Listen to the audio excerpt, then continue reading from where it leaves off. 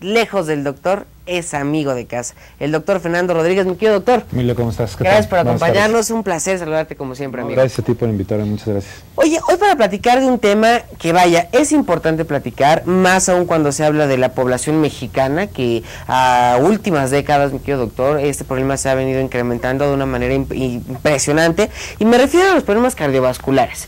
Pero vaya, ligando este término un poco a lo que es la diabetes, mi querido doctor, ¿cuáles son los riesgos que un paciente diabético puede llegar a correr con la misma enfermedad en cuanto a problemas cardiovasculares se refiere?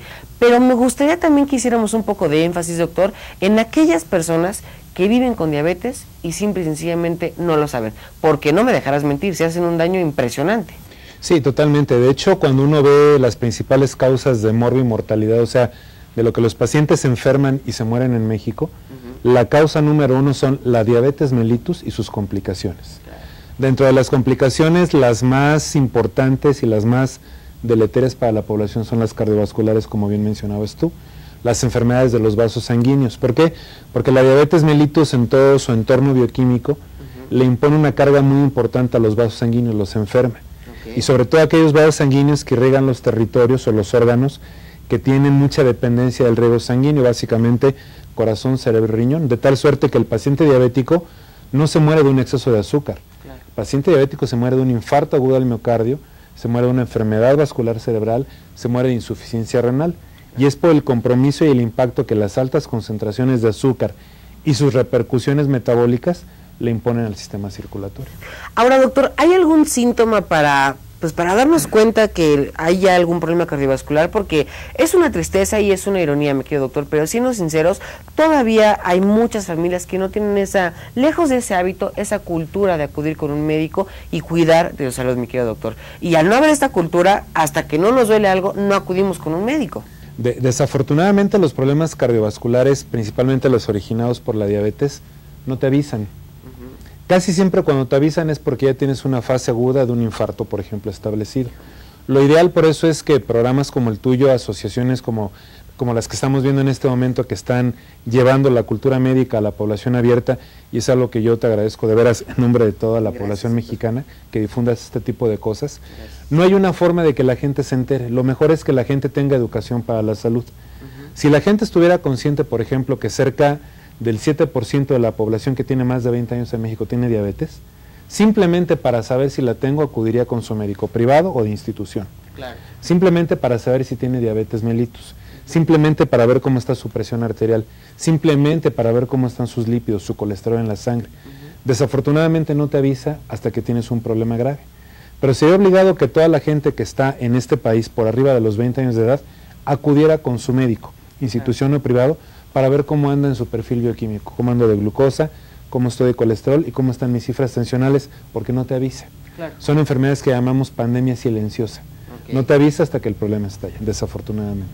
Ahora, mi querido doctor, me preocupa también la manera de pensar cómo resolver esos problemas cardiovasculares, mi querido doctor, porque a final de cuentas se está jugando uno la vida en un hilo, doctor. ¿Cómo es que se pueden resolver, doctor? Lo principal es que la gente tenga cuando menos cierta idea de que el problema existe. Okay. Luego de que se convenza que tiene que ir con su médico, digo, cuando menos un par de veces al año para ver cómo anda.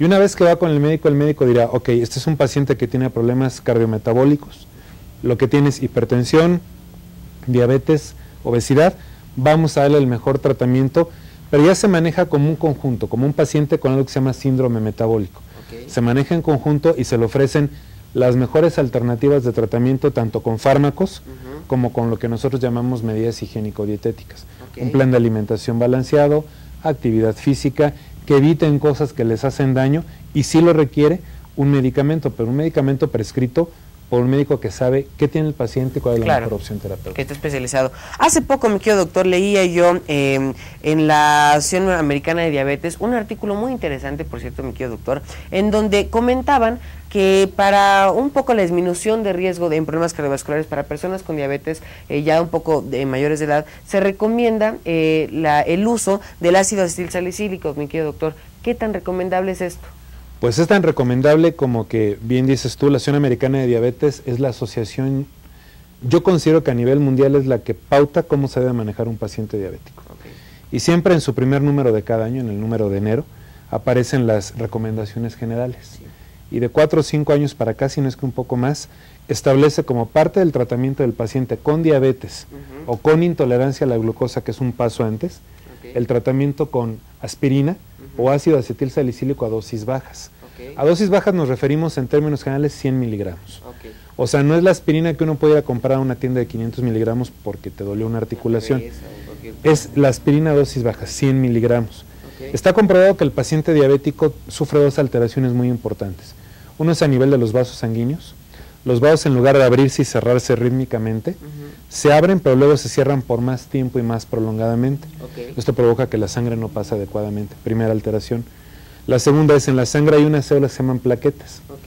Y de hecho, una mala traducción al español es que el paciente diabético tiene lo que se llama síndrome de plaquetas locas o de hiperactividad plaquetaria. Parece ser que la plaqueta, cuando está inmersa en un medio como es la sangre, que tiene mucho azúcar, su función normal, que es la de coagular, la altera y coagula además. Entonces imagínate un paciente que, aparte de tener altas concentraciones de azúcar en la sangre, sus plaquetas coagulan más y más rápido. Entonces se forman lo que se llama trombos o émbolos. Y cuando ese trombo o émbolo viaja, se atora en un vaso pequeño, lo tapa y lo que está adelante se infarta.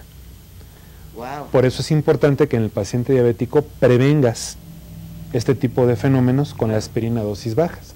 De hecho, la indicación de aspirina es prevención primaria y secundaria en el paciente diabético. Y que lo platiquen con el médico, ¿no, mi querido doctor? Que es lo más importante, que el médico esté consciente que es quien receta el medicamento y demás, y no solamente porque nos dejemos llevar a veces muchas ocasiones, mi querido doctor, por lo que nos dijeron, y mucho menos que se consulte con el médico, ¿no? Yo creo que la pauta es que el paciente vaya con su médico de confianza, que el médico de confianza le haga un chequeo completo, diagnostique qué tiene y qué es lo mejor que le puede dar. Pero en términos generales, para el riesgo cardiometabólico, algo que lo disminuye notoriamente es el ácido acetil salicílico. Pero como tú lo dices, lo mejor es acudir con el médico. Igual el paciente por ahí tiene algo que no lo ha detectado, el médico le brinca y lo trata de forma adecuada.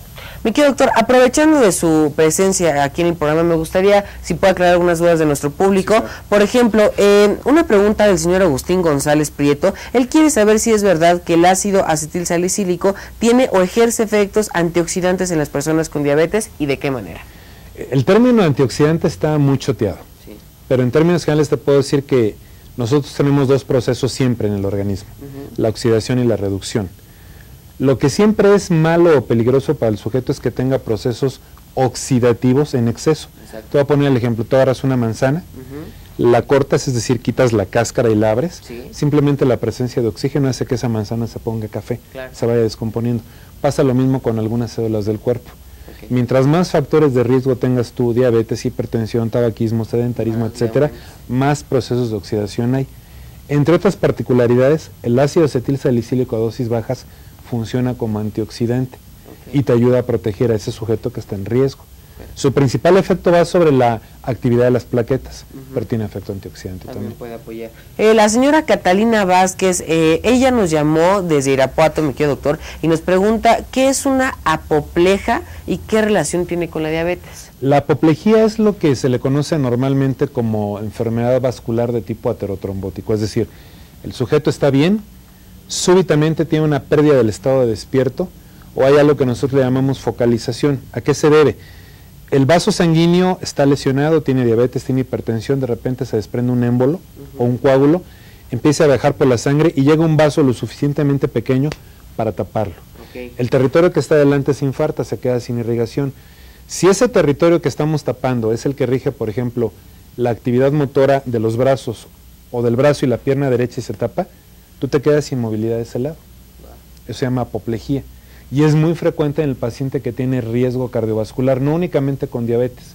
El hipertenso, el obeso, el dislipidémico, el sedentario, el que fuma, está en riesgo que ese embolito llegue, tape un vaso y parte del cuerpo se quede sin movimiento o sin sensibilidad. Eso se llama apoplejía. Yo creo que gran parte de la importancia de este tema, mi querido doctor, radica en que son problemas que se pueden prevenir. Son problemas que se pueden prevenir siempre y cuando se piensan en ellos. Para pensar en estos problemas solamente hay 2 formas y son complementarias. Una, por el simple hecho de tener más de 20 años, ir con mi médico a que me haga un chequeo. Es rápido, no es muy caro y te permite irte a dormir tranquilo. Y la otra es con educación para la salud, ¿cómo? Con programas como este. con las campañas que tiene el gobierno y con los apoyos que tú estás dando a toda la gente, Gracias. que te ve en sus televisores, que te ve en sus hogares, y les sirve para que la gente sepa, bueno, hay cosas que yo no conozco porque no tengo la obligación, pero me están diciendo que existe. Claro. Me están hablando de lo que se muere la gente en México, no de cosas raras. Claro. Me quedo, doctor. Es un placer siempre estar contigo, hermano. Te agradezco mucho y te pido que no sea la primera ocasión ni la última, me quedo, doctor. Cuando guste estamos a tus órdenes. Te agradezco mucho. Vamos a una pequeña pausa y regresamos con más. Emilio, te agradezco mucho que te hayas acordado de mí, que te hayas fijado en mí. Muchas felicidades por tu programa y que tengan mucho éxito. Oh, Emilio, muchas gracias por esa orientación, por esos consejos, por todo lo que nos das en tu programa. Ha sido muy bueno y no lo dejes, no lo abandones, ayúdanos y ayuda a toda la gente. Muchas gracias, Emilio.